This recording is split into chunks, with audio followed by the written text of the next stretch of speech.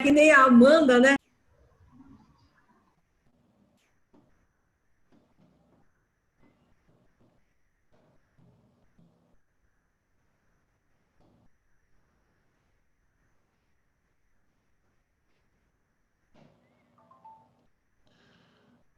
Muito bem, já estamos ao vivo aqui no YouTube. Já até recebi notificação. Muito bem, a gente vai continuar falando sobre oração, só que nós vamos nos concentrar agora nos Salmos, né? Nós vamos falar sobre é, a oração, mas centrado nos Salmos. Deixa eu abrir aqui Deixa eu compartilhar a tela aqui, para a gente poder trabalhar direitinho. Peraí.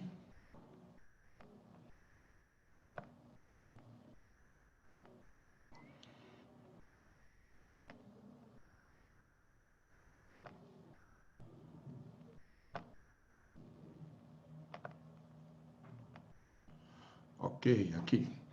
Então, nós vamos começar hoje um estudo sobre os Salmos, né? Focado na oração.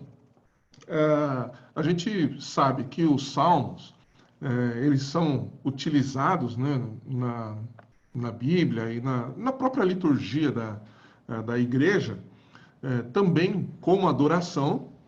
É, Vou falar um pouquinho sobre isso, não muito, mas eu vou me concentrar principalmente nos salmos voltado para a oração, né? Hoje, especificamente, a gente vai falar um pouquinho da estrutura, né, dos salmos, como ele foi organizado, e o que a gente encontra, como ele foi dividido.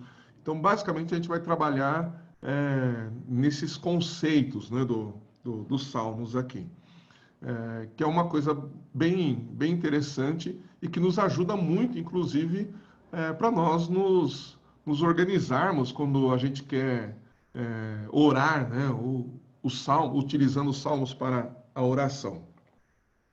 Muito bem, então antes da gente começar, vamos orar, né? Senhor Deus bendito, nós te agradecemos por essa oportunidade que o Senhor nos dá de compartilharmos a tua palavra, de estudarmos a Bíblia. Hoje nós começamos a estudar os Salmos e pedimos a ti que o Senhor nos ajude, que o Senhor nos auxilie, que o Senhor abra o nosso entendimento e nos ajude a compreendermos os segredos que o Senhor deixou nesse livro maravilhoso e que nós possamos compreender de fato como utilizarmos os salmos para não só para a nossa adoração, mas principalmente para a nossa oração. Nós queremos ser inspirados por ti, queremos ser ajudados por ti e queremos ser ensinados por ti. Por isso, nós consagramos esse tempo, as nossas vidas, e nos abrimos e nos submetemos à tua palavra nesta noite. É em teu nome, Jesus, que nós oramos. Amém. Muito bem, então. Como eu disse, né, nós vamos falar um pouquinho sobre. Um pouquinho não, nós vamos falar basicamente hoje sobre a estrutura dos Salmos, né? E uma coisa importante é a gente entender que os Salmos, ele é o livro de oração da Bíblia, né? A Bíblia tem um livro de oração que é justamente os Salmos, né? Jesus, no Sermão do Monte, ele, quando estava ensinando ali, ele disse para que os discípulos, quando estivessem orando, que não usassem de vãs repetições, né? E a gente tem uma dificuldade quando nós vamos orar, porque a gente não tem tanto vocabulário assim, né? E aí a gente acaba repetindo as coisas, a gente acaba se perdendo muitas vezes nos nossos pensamentos enquanto estamos orando, e aí a nossa oração, por vezes, fica mecânica ou por vezes fica repetitiva. E às vezes a gente realmente não tem o que falar. Mas quando nós recorremos aos Salmos, os Salmos acaba se tornando uma fonte do nosso vocabulário de oração, né? Então, ler os salmos, meditar nos salmos, orar os salmos, acaba se tornando uma fonte do nosso vocabulário, né? Você não sabe o que falar nas orações, então quando você recorre aos salmos, você tem esta condição de verdadeiramente ter ali um rio, né? Lembrando um pouquinho aí da mensagem de domingo, né? Você tem um rio que flui, né, dos salmos e que inspira o nosso coração, inspira a nossa oração. Né? Agora, uma coisa interessante dos salmos também, de nós observarmos, é que os salmos, né, ele é... deixa eu só tirar o volume aqui. Os salmos, ele na verdade, ele é um livro de palavras humanas, né? Porque orações são palavras humanas que são dirigidas a Deus, né? E é muito interessante porque a palavra de Deus, nós cremos que a Bíblia é a palavra de Deus. E sendo a Bíblia a palavra de Deus, significa que é Deus que dirige as suas palavras para nós, né? E se Deus é quem dirige a sua palavra para nós e a Bíblia é, de fato, Deus falando conosco, né, se torna surpreendente nós termos justamente um livro que contém palavras que são dirigidas a Deus, né? E isso é surpreendente e também é maravilhoso, né?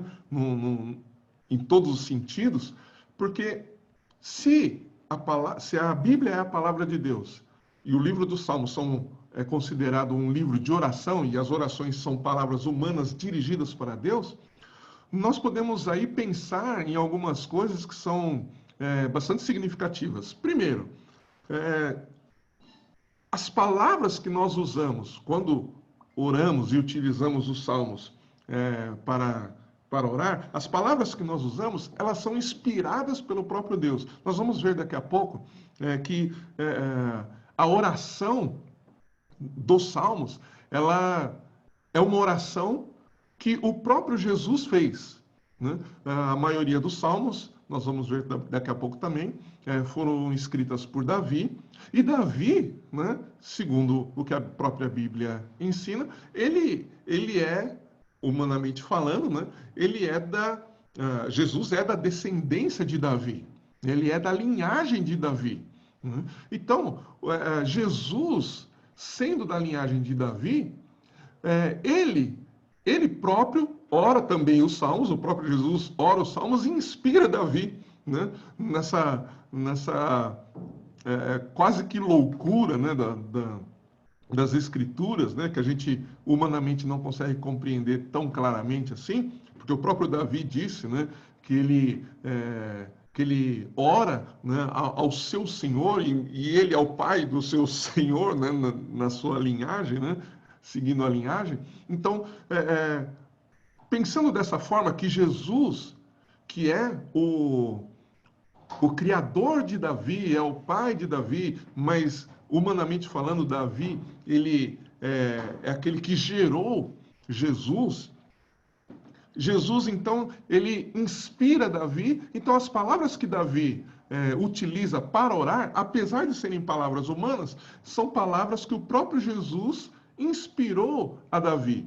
Portanto, o que nós podemos entender é que, apesar das orações nos Salmos serem palavras humanas dirigidas para Deus, é o próprio Deus, né, inspirando o coração do homem com as suas palavras para que o homem, então, dirigisse essas palavras para ele mesmo. Né? Para ele mesmo, que eu quero dizer, para Deus. Né? Deus inspira o homem para que o homem ore a Deus segundo a inspiração que ele mesmo deu. Então, parece uma loucura aí, mas acaba fazendo sentido, né? Lutero, ele dizia, falando sobre os Salmos, né, e o livro de oração, os Salmos como um livro de oração, ele dizia que as ações e as obras dos homens piedosos não nos permite conhecer seus corações. Ou seja, Você vê as pessoas fazendo as coisas, isso não significa que você conhece o coração da pessoa ou que a pessoa é aquilo que você está conseguindo ver. Mas, através dos Salmos, nós podemos conhecer o coração desses homens piedosos que estão descritos na Bíblia. Porque os Salmos é justamente a expressão daquilo que há de mais profundo no coração deles, né? No coração dos autores, né, dos Salmos. Então, Lutero ele deixa esse pensamento para nós, né, de que por meio dos Salmos a gente consegue conhecer o coração e não tem melhor maneira de nós conhecermos alguém a não ser a não ser por meio do coração. Quando a gente conhece o coração de alguém, a gente de fato sabe que conhece aquela pessoa, né? Então, não é aquela situação em que você não tem certeza de quem a pessoa é ou de como a pessoa realmente é por conta das suas atitudes. As atitudes não mostram, nem sempre mostram o que a pessoa de fato é, mas o coração sim, né? E a Bíblia fala que Deus olha o coração, né? E ele se preocupa com o coração do homem, né? Lutero dizia também que, independente da situação que nós nos encontramos, né, que o homem se encontre, cada um acha nesse livro dos Salmos, né, é, palavras que combinam com o seu caso, suas questões e lhes são extremamente compatíveis. Ele está dizendo, só continuando o texto, então, é como se tivessem sido dispostos assim somente por sua causa. Então, o que nós encontramos nos Salmos, que Lutero está dizendo aqui? Que nos Salmos a gente encontra a expressão daquilo que a gente realmente gostaria de dizer para Deus, né? E nem sempre a gente consegue, né? A gente pode perceber nos Salmos que existem situações que são semelhantes às situações que nós passamos, as situações do coração, as situações da mente, situações dos nossos sentimentos, né? Nós encontramos tudo isso nos Salmos. Todos os dilemas que nós enfrentamos no nosso dia a dia, até mesmo as raivas, né? Muitas vezes a gente passa raiva, a gente passa nervoso, né? E tudo isso a gente encontra também nos Salmos. A gente encontra salmos que falam, que demonstram a ira, né? Diante de algumas situações, diante de algumas pessoas, né? Que nos perseguem, que nos afligem. Tudo isso nós vemos muito claramente nos Salmos. E aí a gente pode encontrar expressões, pode não, a gente encontra expressões que são, de fato, compatíveis com aquela que nós vivemos. Opa, peraí que sumiu aqui. Aqui. São compatíveis com aquela que nós vivemos, né? Há um propósito também, né? Quais são os propósitos? Qual é o grande propósito dos Salmos, né? O propósito dos Salmos, evidentemente, que é expressar, né, através do coração, né? É uma expressão do coração, mas é expressar também a esperança, desculpa, no Senhor, para a salvação. Nós expressamos por meio do Salmo, nós encontramos essa expressão nos Salmos, né? Uma esperança na salvação. Nós encontramos, né, o propósito dos Salmos também é expressar ou usar orações e louvores que são proferidas, faladas, declamadas pelo povo de Deus, né, no tabernáculo e no templo, e também por indivíduos. Então, são orações que podem ser feitas tanto no tabernáculo, depois, evidentemente, no templo, né? E também por indivíduos. E o indivíduos aqui diz respeito às orações particulares, orações secretas, né? Como Jesus ensinou lá no Sermão do Monte. Então, os Salmos, ele é uma grande fonte de inspiração, porque, de fato, a gente encontra nele esperança, e a gente pode expressar essa esperança por meio da oração dos Salmos. Então, esse é o grande propósito, né, desse livro maravilhoso, né, que chega a ser empolgante. Algumas coisas são difíceis de entender, algumas coisas são difíceis da gente até aceitar, né, porque, como eu falei, né, são expressões do coração. Então, a gente vê uma certa ira em alguns momentos, né, o salmista expressando uma certa ira, um desejo de aniquilar com seus inimigos, de realmente matar todo mundo. Mas são coisas que nós passamos, são coisas que nós enfrentamos no nosso dia a dia. No Novo Testamento, Paulo vai dizer que a gente não deve permitir que o sol se ponha sobre a nossa ira. Né? Que nós precisamos tratar essa questão da ira. O que eu quero dizer com essa citação? De que nós ficamos irados. Muitas vezes nós ficamos irados mesmo, nós ficamos bravos, é, a gente perde, como diziam alguns, né, a gente perde as estribeiras e, e, e como que a gente faz com isso? Como que a gente lida com essa questão? Paulo, como eu disse, ele diz que a gente não deve permitir que o sol se ponha sobre a nossa ira, ou seja, a gente tem que há condições de nós tratarmos isso antes de nós irmos dormir. E nós vemos também isso nos Salmos. Não, muitos salmistas debatendo consigo mesmos, né? Querendo acabar com tudo ou querendo desistir de tudo, um grande conflito interior. E quando a gente lê essas coisas, a gente vê, né, que Deus permitiu que esses homens piedosos, esses homens que foram muito usados por ele, né, se expressassem dessa forma, e a gente encontra essas expressões nas Escrituras, a gente percebe que nós podemos nos expressar dessa forma também diante de Deus. Que a gente não precisa, entre aspas, né, esconder certos sentimentos. Porque se a gente esconde certos sentimentos, se a gente esconde certas questões da nossa vida e do nosso coração para Deus, é uma ilusão para nós mesmos. Porque a Bíblia claramente diz que Ele conhece os nossos pensamentos e as nossas palavras antes mesmo da gente falar, né? O Salmo diz isso.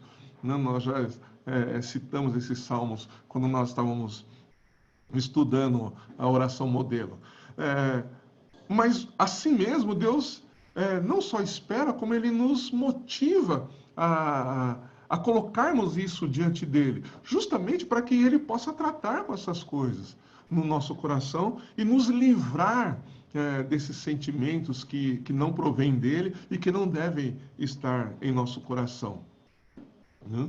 A exemplo, né, do que nós vimos, né, e estudamos, tanto nos Dez Mandamentos, né, como na oração modelo, os Salmos ele também apresentam uma estrutura que vai nos ajudar a entender como cada Salmo está conectado com outro Salmo e como todo esse livro, né, todos os salmos estão conectados com a narrativa da Bíblia toda.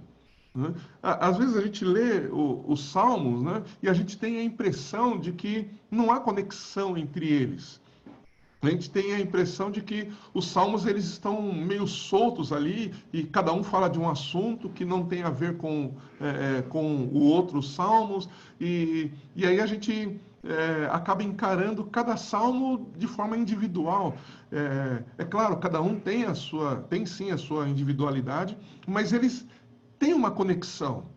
E essa conexão que existe entre cada salmo, né, forma uma conexão maior que está centrada na mensagem geral, na narrativa geral das Escrituras.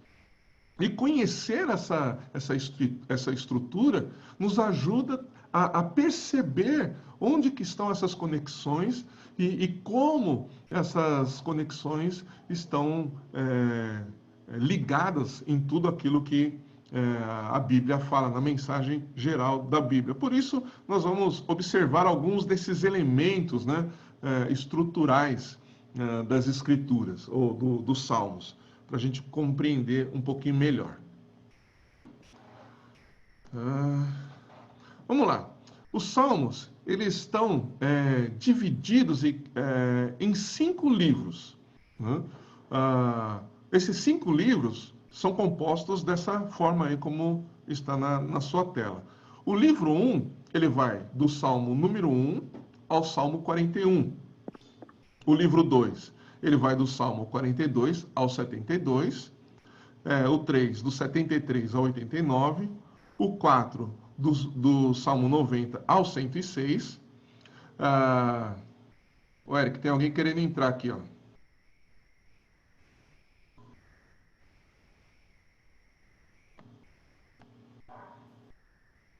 Deixa eu só abrir aqui a telinha para ver se eu consigo ver todo mundo.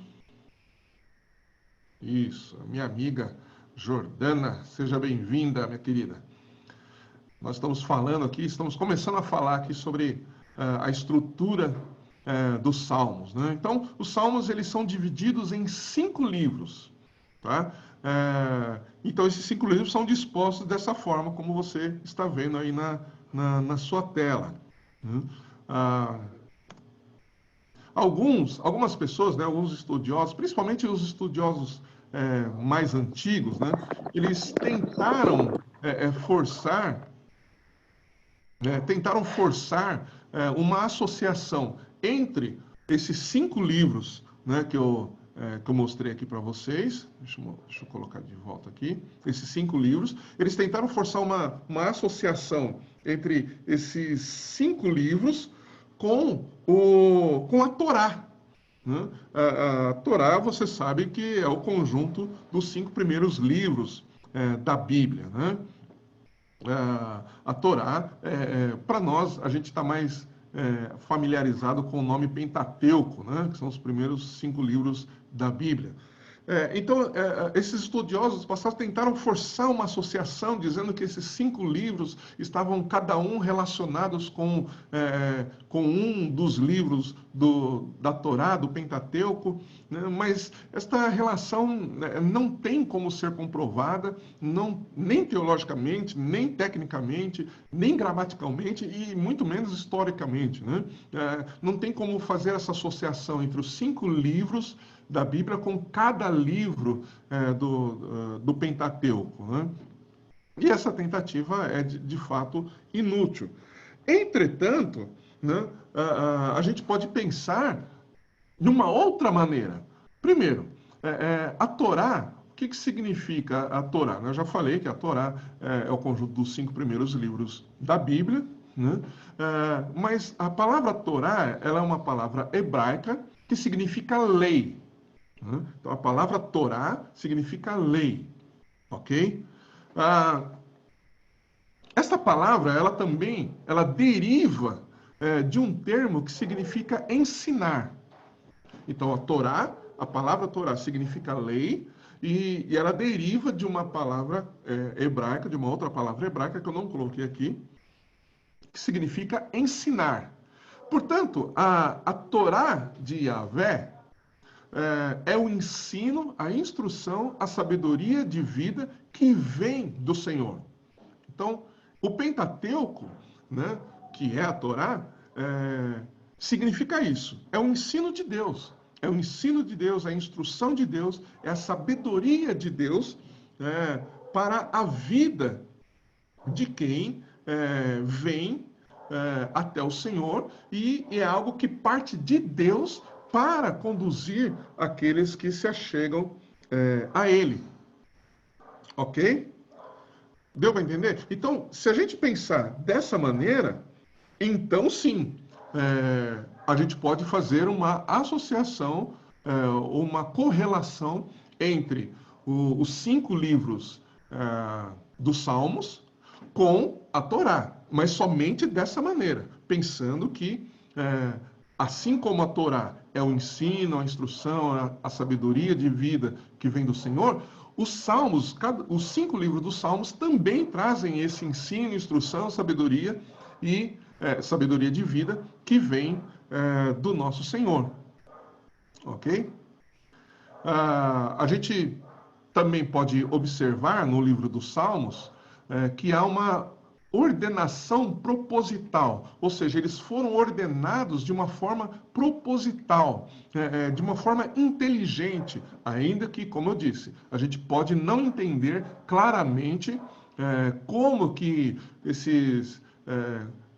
cada salmo se conecta um com o outro, ou quais essas relações que existem entre eles, ainda que seja difícil da gente perceber isso assim tão prontamente. Os salmos foram, sim, organizados de forma proposital. Ah, só abrindo um parênteses aqui, qual o período, né, dos salmos? Veja só que é uma coisa extraordinária, porque os salmos, ele tem, todos os salmos, ele tem um período de pelo menos 500 anos. Né? Então, ao longo de 500 anos, os salmos foram escritos. Né?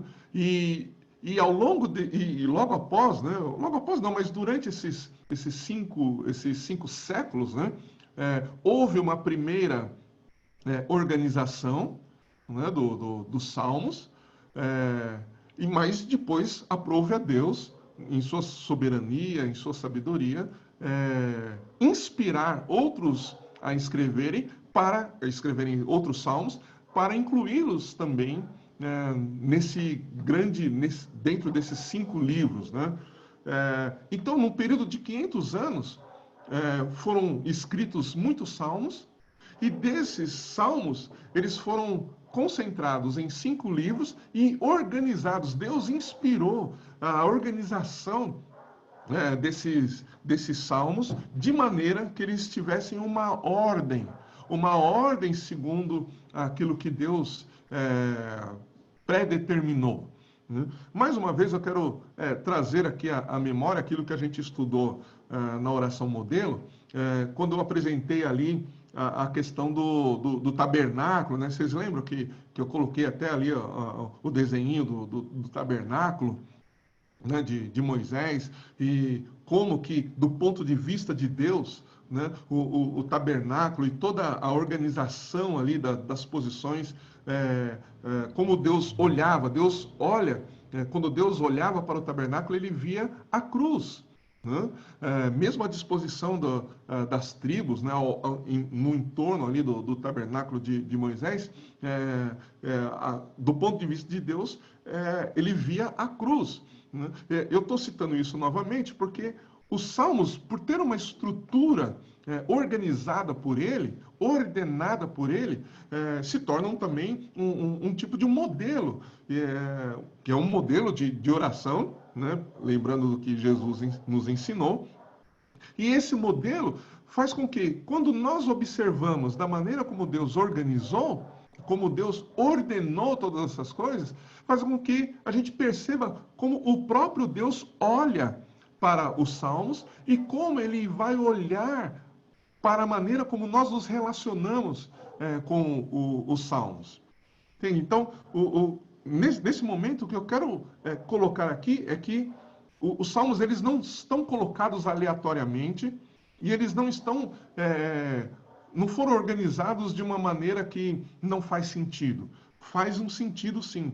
Tem uma ordem, tem uma organização. E essa organização foi orquestrada pelo próprio Deus. Deus é a mente por trás da organização dos Salmos. Então, o Salmo 1, ele tem ele é o Salmo 1 porque Deus quis que fosse o Salmo 1. O Salmo 119 é o Salmo 119 porque Deus quis que ele estivesse naquela posição e assim por diante. E os últimos salmos também, né? Então, por mais difícil que seja a gente comprovar humanamente, a gente pode observar que há, sim, essa ordenação proposital, né, na ordenação dos salmos, que pode ser visto também da seguinte maneira. Como que a gente pode ver essa ordenação dos salmos? Se a gente pensar em cada livro, né, dos salmos, a gente observa, quando eu falo a gente, são os estudiosos, né, os doutores, né, os acadêmicos, né, e não só uns, né, não só alguns, mas ao longo da história da igreja, né? Eu estou falando de toda a história da igreja, pessoas que Deus levantou para estudar, para se debruçarem sobre o livro dos Salmos, ou os livros dos Salmos, e chegarem a esses temas, né? Então, o livro 1, a gente percebe que são salmos que dizem respeito à confrontação, né? Lembrando, o livro 1, ele vai o livro 1 vai do Salmo 1 ao Salmo 41. Então, esses salmos ele vai falar de confrontação, né? O tema central, né, desses salmos. O livro 2, ele vai falar de comunicação, de como Deus se comunica. O livro 2 vai do 42 ao 72. O livro 3, que vai do Salmo 73 ao 89, ele vai falar sobre devastação. O livro 4, que vai do Salmo 90 ao 106, ele vai falar de amadurecimento. E o livro 5, que vai do 107 ao 150, vai falar de consumação, né?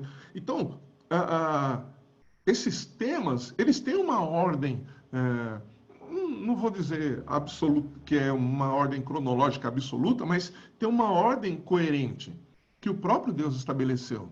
E a gente entender como que ele está organizado também nos ajuda em nossa oração. Nos ajuda a organizar ou utilizarmos os salmos para nós orarmos, né? Ao longo das próximas semanas, nós vamos trabalhar, principalmente, como eu disse, utilizando os salmos para a oração. Eu vou me valer aqui de alguns livros, né? Alguns deles eu cheguei a comentar com a nossa irmã Jordana, que está aqui na sala, né, na sala do Zoom. Um deles é o do Bonhoeffer, né, Orando com os Salmos. Esse vai ser a base principal, mas agora aqui, né, nessa aula a gente está falando sobre a estrutura. Estou usando esse livro aqui, né? Basicamente esse livro, e também uma Bíblia de estudo, né? A Bíblia de Estudo da Reforma, né, que traz bastante informação, né? Se você não tem essa Bíblia, eu recomendo que você adquira, que traz muita informação relevante, que nos ajuda a entendermos os livros da Bíblia. Portanto, esses estudiosos, então, nos ajudam a compreender essa ordenação, né, que há nos livros, em cada livro, cada conjunto de livro, né, dos Salmos. Vamos avançar um pouquinho mais aqui. Tá. Tinha esquecido que eu tinha colocado aqui a referência, né, do livro. O nome desse livro é Estrutura e Teologia dos Salmos, Palmer Robertson. Muito bem. Doxologia, né? Vocês vão se lembrar que a oração que Jesus ensinou, que é a oração modelo, ela termina com uma doxologia. E a doxologia, evidentemente, né, não são as palavras de Jesus ali, né, quando ele ensinou a oração modelo, mas são as palavras que a própria igreja, ao final da leitura ou da oração modelo que Jesus ensinou, a própria igreja proferia, né? A própria igreja declarava, fazia aquela declaração. E doxologia, né, nós já vimos também, são expressões de gratidão e louvor a Deus. Agora, olha só que interessante. Cada um desses livros, né,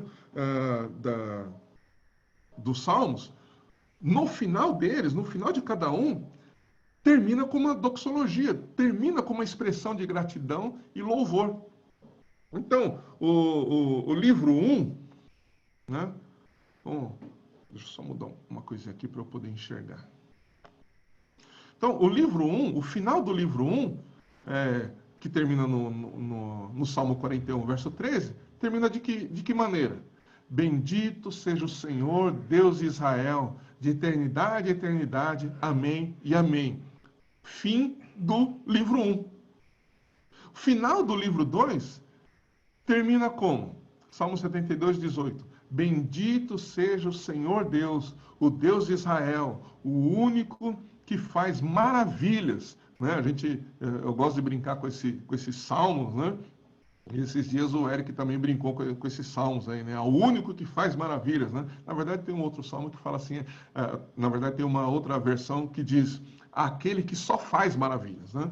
Mas veja, termina, bendito seja o Senhor Deus, o Deus de Israel, o único que faz maravilhas, bendito seja para sempre seu nome glorioso, e toda a terra encha-se da sua glória. Amém e amém. Final do livro 2. Final do livro 3, Salmo 89, verso 52. Bendito seja o Senhor para sempre. Amém e amém. Final do livro 4, Salmo 106, verso 48. Bendito seja o Senhor, Deus de Israel, de eternidade em eternidade. E todo o povo diga amém, aleluia. Agora, interessante, o livro 5, ele não termina com um verso doxológico. Na verdade, o livro 5, os últimos 5 livros, os últimos 5 salmos do 5º livro, eles são uma doxologia. Então, se você pegar do Salmo 146 ao Salmo 150, todos esses salmos, eles são salmos de expressões de gratidão e louvor a Deus. Então, por aí, a gente já pode tirar uma lição. Quando nós oramos, e quando nós vamos orar com os salmos e oramos os salmos, né, as nossas orações devem ser sempre finalizadas com expressões de gratidão e louvor. Por quê? Porque nós reconhecemos em Deus que Ele é aquele que é digno de todo louvor, de toda adoração. Porque Ele é quem sustenta as nossas vidas, Ele é quem nos ajuda, Ele é quem luta as nossas guerras, Ele é quem nos livra do laço do passarinheiro, Ele é quem derrota os nossos inimigos, Ele é quem faz todas as coisas. Portanto, a nossa... é como se nós não tivéssemos... Como se não, na verdade a gente... diante de todas as maravilhas de Deus, a gente chega a uma única conclusão, que Ele é maravilhoso, que Ele é digno de toda a glória, que Ele é bendito, que Ele é o Senhor dos senhores, né? E você pode observar aí, né, no final dos 4 livros, né, dos 4 primeiros livros, todos começam com bendito, bendito seja o Senhor, bendito seja o Senhor, bendito seja o Senhor, bendito seja o Senhor, né? Bendito seja o Senhor, Deus de Israel. Agora, uma outra conexão, né, que a gente pode fazer é com... lembra que eu falei que os salmos eles estão conectados entre si, né, e toda a mensagem dos salmos como um todo está conectada com a Bíblia como um todo, com a palavra de Deus como um todo. Se nós lembrarmos de como começam, né, os 10 mandamentos, o que Deus fala? Ouça, Israel, eu, Senhor vosso Deus, eu sou o Senhor vosso Deus.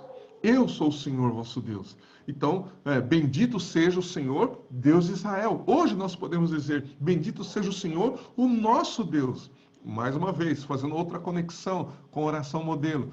Jesus ensinou, quando orardes, vocês devem dizer, Pai nosso que estás nos céus. Então, veja que há o uso do pronome nosso, né, se liga com o pronome teu, né, ou meu, né, Deus dizendo, vós sois o meu povo, né, eu sou o teu Deus.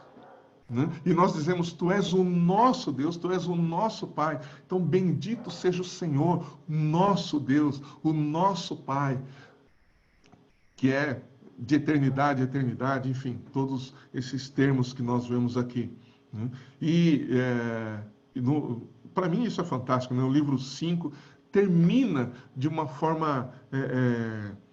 como se fosse... É o êxtase de todo esse livro, né? de todo o saltério. E não basta um único versículo para terminar o saltério. São necessários 5 salmos para expressar tudo aquilo que nós devemos expressar de louvor e gratidão ao Senhor. Isso é absolutamente fantástico e maravilhoso. Agora vamos pensar um pouquinho. A gente já viu essa questão da divisão dos 150 salmos, né, que estão divididos em 5 livros, como que essa estrutura está organizada, os temas que estão colocados ali, que pode também nos guiar, né, em nossas orações. Agora vamos pensar um pouquinho nos autores dos salmos. A gente sabe que, apesar de boa parte dos salmos terem sido escritos por Davi, Davi não foi o único autor dos salmos, né? Então vamos lá. Os autores dos salmos, né? Davi foi quem escreveu a maioria deles, né? E aí está a relação dos salmos de autoria de Davi. Né?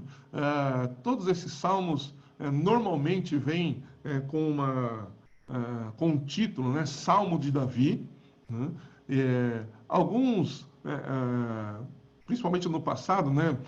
Colocaram em dúvida se realmente foi Davi quem escreveu, tal, mas aprove a Deus deixar isso muito claro, né? Então a gente percebe, e até pela data, né? Como que cada salmo foi escrito, é possível identificar justamente historicamente, né, é possível identificar com Davi e com os outros autores. Né? Uma curiosidade, né, Davi, ele já compunha salmos quando era menino, né, quando era pastor de ovelhas, tal, mas ele começou a registrar e falar publicamente esses salmos somente depois que ele foi ungido rei. Né? Isso é bastante significativo também, né? Porque somente depois que ele se tornou rei, foi ungido, né, e se tornou rei, é que os seus salmos começaram a ser de fato registrados. Né? Então, nós vemos aí os salmos que são de autoria de Davi, mas nós também temos Asaf, né, que escreveu alguns salmos, temos os descendentes de Corá, né, temos Salomão como também autor, Emã, Etã, Moisés, e temos muitos salmos que são órfãos, ou seja, não tem identificação nenhuma, não dá para saber e nem colocá-los historicamente, ou ligá-los historicamente a alguém ou algum desses outros autores. Deus permitiu que estes salmos não tivessem autor, que ele fosse reconhecido como o autor exclusivo, né, que usou algum homem para registrar.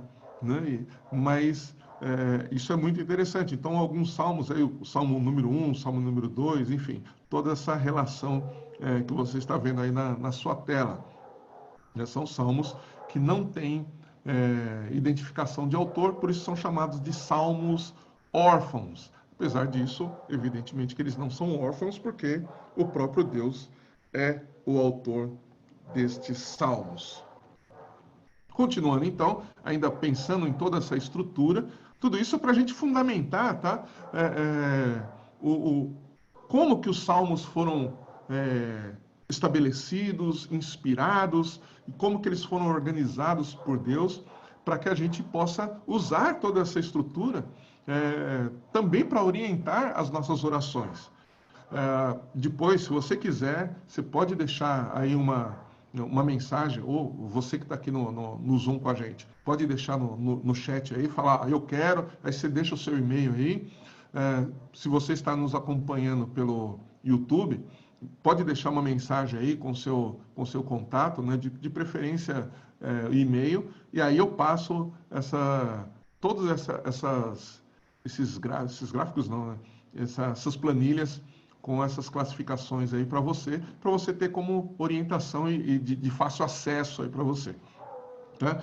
Então, como pensando em classificação e categorização dos salmos.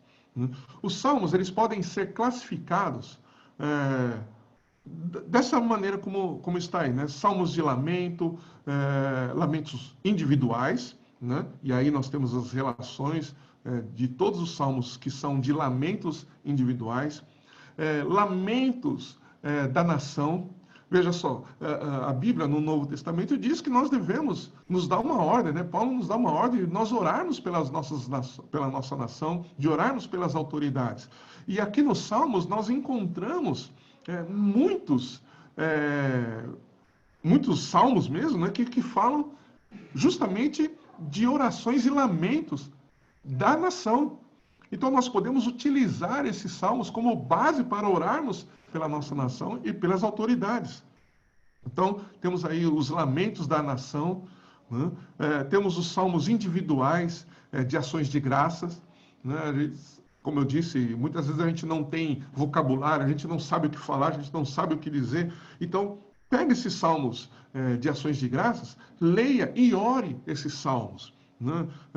Não é só ler uma vez, mas, sabe, como a gente tem dito, ruminar nesses salmos, ler, reler, pensar, escrever, anotar, orar esses salmos, falar, deixar porções desses salmos espalhados aí põe no celular, põe na geladeira, enfim, para que você sempre tenha inspiração para ter ações de graças. Então, são salmos individuais de ações de graças. Também existem salmos nacionais de ações de graças. Então, são salmos que toda a nação utilizavam para expressar a sua gratidão a Deus pelas obras de Deus, pelas maravilhas de Deus realizadas em favor de toda a nação. Temos salmos, né, que são hinos propriamente ditos, né, são salmos de louvor descritivo, né, então nós temos aí uma série de salmos. Temos os salmos reais, né, que diz respeito à realeza, evidentemente, né, não é com o nosso real, né, porque o nosso real desvaloriza, esse aqui não. Os salmos reais dizem respeito à realeza, ao rei, são salmos do rei. São salmos do rei. É maravilhoso isso. São salmos do rei. Né? Então nós vemos aí o Salmo 2, né? O Salmo 20, enfim, todos esses outros salmos aí. Temos salmos de intronização, né? Onde nós utilizamos para declarar que o Senhor está entronizado. Temos os salmos didáticos, como o próprio nome diz, né? São salmos de ensino, salmos de sabedoria. Então, todos esses salmos, ou essa classificação, nos ajuda também a direcionarmos as nossas orações. Então, veja, se você até recomendo que você mande aí o seu contato para eu enviar isso para você, porque de repente você, por exemplo, um salmo de ações de graça individual, o Salmo 18. Aí, você tendo essas tabelinhas, aí você vai falar, caramba, no Salmo 18, quem escreveu o Salmo 18? Aí você vai lá para a tabelinha dos autores dos Salmos, aí você vai ver, Salmo 18, deixa eu achar aqui, né? Salmo 18, quem escreveu? Salmo 18 é um Salmo de Davi. Legal, né? Mas esse salmo está em que livro, né? Evidente, Salmo 18 vai estar no primeiro livro. Ele está no primeiro livro. O primeiro livro, ele fala sobre o quê? Sobre confrontação. Peraí, o primeiro livro fala sobre confrontação e esse salmo, que é de gratidão, escrito por Davi, está dentro desse primeiro livro. Mas é um salmo de gratidão. Então veja que você consegue fazer uma associação, uma ligação, e aí você consegue compreender por que esse salmo, que é de gratidão, de ações de graças, está inserido num salmo de confrontação. Entende? Percebe que essas tabelas, né, nos ajudam realmente a termos uma compreensão e nos ajuda a termos uma sabedoria do porquê que nós estamos orando esse salmo. Então, foi só um exemplo aqui para que você possa entender e compreender como que a gente pode utilizar essa categorização, essa classificação. Aqui, essa categoria de salmos aqui, ela foi organizada, né, principalmente por Lutero. Na verdade, principalmente não, foi organizado por Lutero, né? E aí ele faz ele categoriza de uma forma um pouquinho mais ampla. Por quê? Porque alguns salmos podem estar até em mais de uma categoria, né? Então, como que ele categorizou aqui os salmos? Ele categorizou como salmos de sabedoria. Então, você lembra do que Tiago diz, né? No Novo Testamento? Tiago diz o seguinte: se alguém precisa de sabedoria, peça a Deus que ele vai dar liberalmente. Então, ele vai dar amplamente. Aí você não sabe como pedir sabedoria. Temos salmos de sabedoria, né?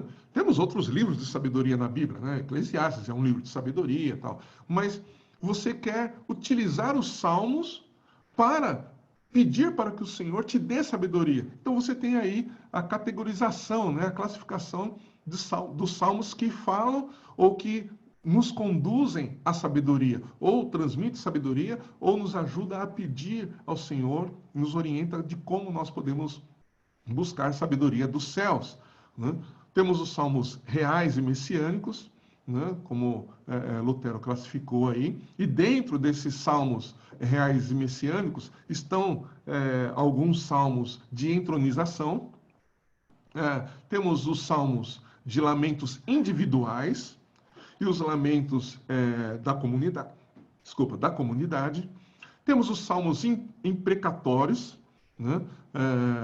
Vocês sabem que são salmos imprecatórios, né? São aqueles salmos que dizem respeito são declarações de maldição, são salmos pesados, né? Vamos pegar um aqui, Salmo 35, que é esse primeiro aqui, né? Só para você ter uma ideia, né? Se bem que ele é bem longo, né? Mas só vou ler os primeiros versos. Deixa eu ver se o 69 é um pouquinho mais curto, só para a gente não se prolongar. Não, também não. Mas só os primeiros versos aqui do Salmo 35, né? Contende, Senhor, com os que contendem comigo. Peleja contra os que contra mim pelejam. Embraça o escudo e o broquel. E erga-te em meu auxílio. Empunha a lança e reprime o passo dos meus perseguidores. Dize a minha alma: eu sou a tua salvação. Sejam confundidos e cobertos de vexame os que buscam tirar minha vida. Retrocedam e sejam envergonhados. Sejam envergonhados os que tramam contra mim. Sejam como a palha do céu. A palha ao léu do vento, impelindo-os o anjo do Senhor. Então, na verdade, os salmos imprecatórios, eles são salmos que são de declarações de julgamento, né? de maldição, né? Sobre os inimigos, né? Quer ver? Deixa eu pegar aqui só para você para a gente ter uma ideia, né? Os salmos imprecatórios, eles são pronunciamentos de maldição ou de juízo sobre alguém ou alguma coisa, né? E eles são, olha só, dentro dos salmos imprecatórios também há a expressão de envio da pessoa para o inferno, ou seja, são salmos que mandam a pessoa para o inferno, né? Imagina, você não vai pegar um salmo desse para orar por alguém, né? Você não vai mandar ninguém para o inferno, né? Mas esses salmos estão aí, né? Estão presentes. Continuando então aqui, né? Temos os salmos de louvor individuais, salmos de confiança, salmos de louvor da comunidade, os hinos, né? Ou salmos que são usados, né? Basicamente, né? Para os hinos, né? Louvor descritivo, salmos da criação que falam da criação, salmos de Sião, né? Do Monte Sião, e aí temos os salmos litúrgicos, né? São salmos que dizem respeito quase que exclusivamente para a maneira como as reuniões públicas devem acontecer. Né? Então, temos o Salmo 24, 66, 107, 118, 121 e 122. Né? E dentro desses salmos litúrgicos, nós temos os cânticos de peregrinação, né? Ao templo, né? Que são também cânticos que o povo deveria cantar enquanto ia para o templo, enquanto iam para as festas das semanas, né, que é do 120 ao 134. Temos também os salmos cantados especificamente na ceia pascal, né, que são os salmos de Hallel, né, do 103 ao 118. Então, se a gente observar essas planilhas, a gente consegue, inclusive, organizar, se nós, por exemplo, na ceia, né? Quais salmos que eu vou ler na ceia, né?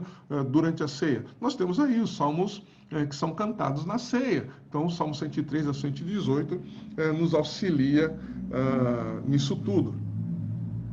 Agora, eu quero falar um pouquinho, eu já estou terminando, tá, gente? Quero falar um pouquinho sobre... sobre dois pilares que fundamentam todo o Salmo. Né? Então, na estrutura dos Salmos, nós podemos observar que existem dois pilares. Esses dois pilares vão estabelecer o propósito central e fundamental da instrução e ensino para a vida de oração e adoração do povo de Deus. Esses dois pilares, eles vão permear todos os 150 salmos. Tá? Então, vamos falar um pouquinho sobre eles. O primeiro pilar, ele é estabelecido no Salmo de número 1. Né? Esse primeiro salmo, né, ou esse primeiro pilar, ele mostra que todos os 5 livros estão centralizados na palavra de Deus. Né? É maravilhoso, né? Eu sei que você conhece o Salmo de número 1, né? Mas ele de fato fantástico. Ele começa: bem-aventurado o homem que não anda no conselho dos ímpios, não se detém no caminho dos pecadores, nem se assenta na roda dos escarnecedores. Olha o verso 2. Antes, o seu prazer está na lei do Senhor. Essa lei aqui é a Torá. Né? A tradução, no hebraico, a palavra aqui é Torá, né? É o Pentateuco, está se referindo ao Pentateuco, aos 5 primeiros livros da Bíblia. Então, o prazer do homem bem-aventurado está nos 5 primeiros livros da Bíblia. Né? Aqui, evidente, ele está falando... porque a Bíblia não estava completa ainda, evidentemente, então ele está se referindo aos livros e à lei que Deus deu para Moisés. Então, isso para nós nos remete, evidentemente, a toda a Bíblia. Né? Então, esse primeiro salmo, ele vai mostrar que todos os outros salmos estão fundamentados, estão permeados pelo quê? Pela lei de Deus, pela Torá, pelo Pentateuco. Tudo que há no Pentateuco fundamenta o que está nos 150 salmos. Compreende isso? Então, os salmos não estão desconectados com o restante da Bíblia. Os salmos não estão... Não é só a expressão humana, uma expressão humana, a expressão do coração humano. Os salmos, eles estão permeados, eles estão fundamentados, eles estão estruturados sobre a palavra de Deus. Outra coisa interessante, esse salmo começa com bem-aventurados. E o que isso significa? Há não chega a ser uma técnica, né? Mas há um conceito teórico que diz o seguinte, que diz respeito à primeira menção. Então, a primeira menção que acontece na Bíblia de alguma expressão, de alguma palavra, acaba determinando o significado daquela palavra em toda a Escritura.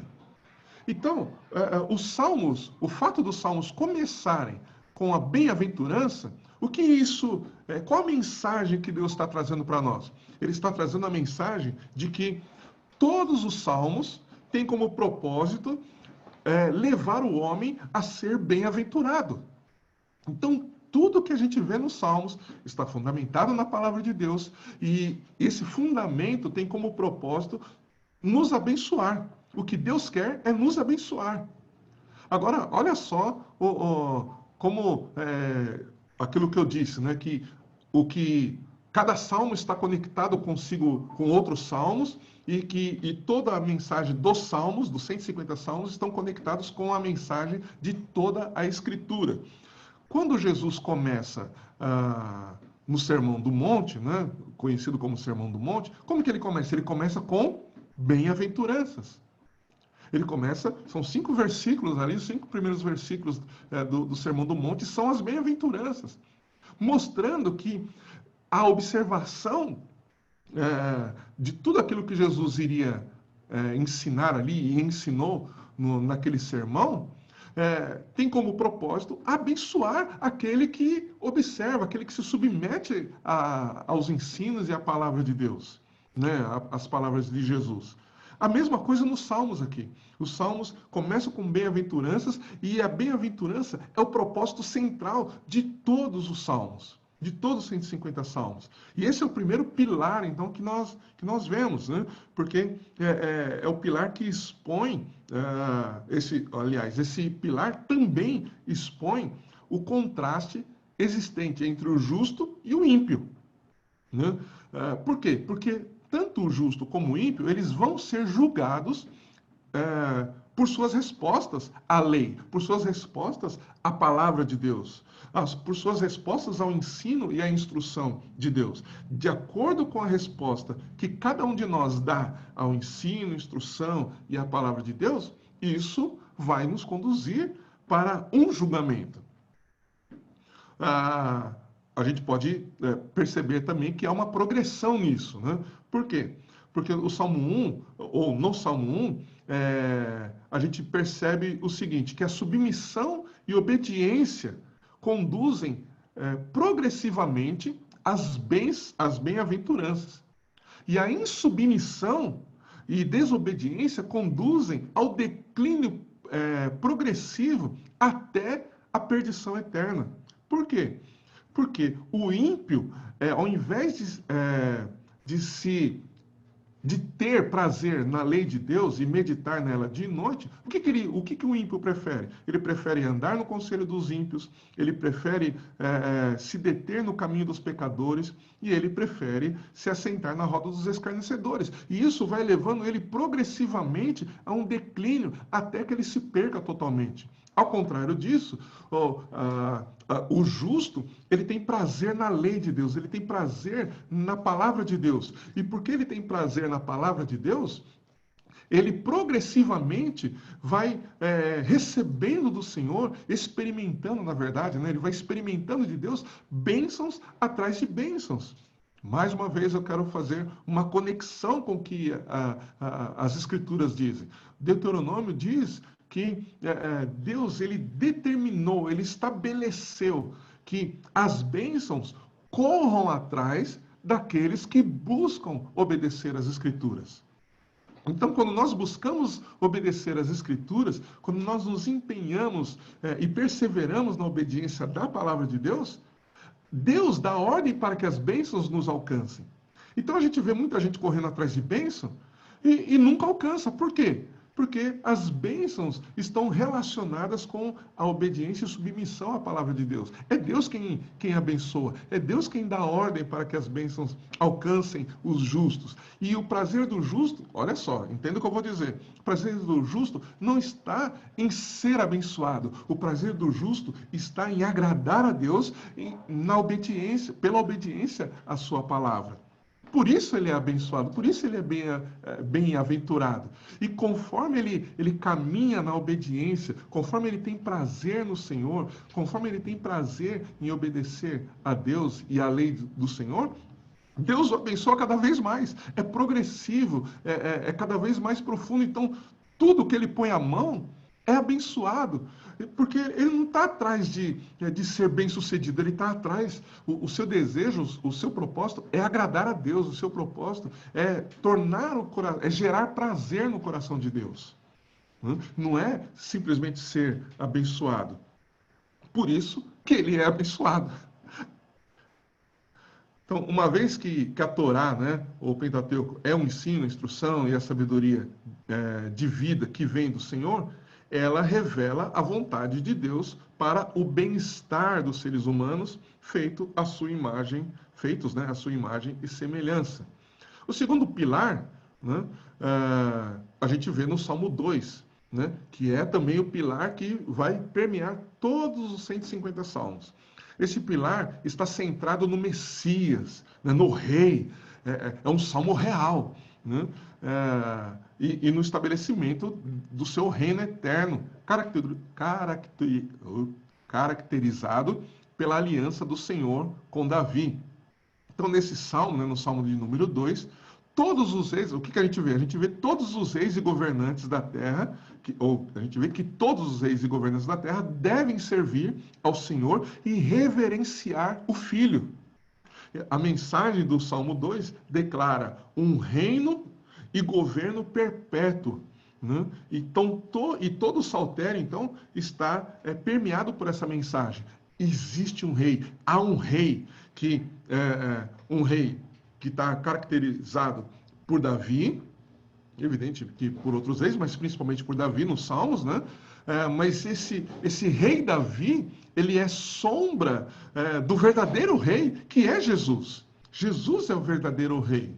E Jesus, então, é aquele que vai se assentar perpetuamente e vai governar eternamente. E todos os salmos estão voltados para esta verdade, estão dizendo esta verdade, que há um rei que se assenta sobre o trono, né? A gente canta, né? Ao que está assentado, né? Sobre o trono, né? Que é uma música maravilhosa. E todo o salmo nós vamos perceber isso. Vai direcionar também para esse segundo pilar, que vai falar do Messias, que vai falar do rei que está assentado sobre o trono. Esses dois pilares sustentam a mensagem central de todo o saltério e conduzem à oração e à adoração do povo de Deus. E para finalizar aqui, né, esse é o último slide desta noite, nós vemos 3 pares de salmos como esses 2 pilares, né, que caminham juntos. Né? Nesses pares de salmos, nós vemos como esses 2 pilares caminham juntos. E aí eu vou deixar aí como lição de casa para a próxima semana, você ler esses 2 ou esses 6 salmos, né? esses 3 pares de salmos, para você fazer essa comparação, né? Entre os salmos que falam da lei, que falam da palavra de Deus, e os salmos que falam do Messias e do Rei. Né? Esses salmos estão... É até fácil de achar, né? O primeiro é o Salmo 1 e o Salmo 2, o outro é o Salmo 18 e 19, e o Salmo 118 e 119. Né? O Salmo 119 é um pouquinho mais longo, mas dá para ler com tranquilidade. Né?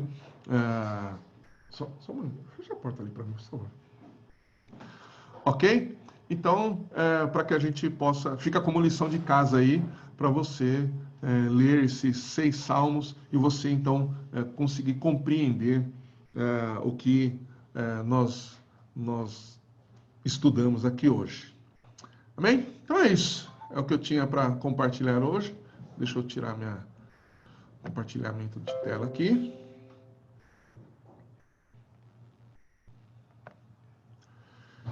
Espero que você tenha entendido, né, essa introdução, né? Como eu disse, na próxima semana a gente vai começar a compartilhar com mais direcionamento aqui a oração, orando com os salmos, né? A gente pode colocar esse título, né? Orando com os salmos. Mais uma vez, está baseado nesse livro aqui, do Bonhoeffer, Orando com os Salmos. Um livretinho, a gente não vai pegar todo esse livro, a gente vai pegar só a essência dele, e nessas próximas semanas a gente vai trabalhar aí com esses salmos. Amém? Então é isso. Que Deus abençoe vocês. Quem estiver aqui no Zoom, permaneça mais um pouquinho, só para a gente falar mais algumas coisinhas aqui. Mas já podemos encerrar no YouTube.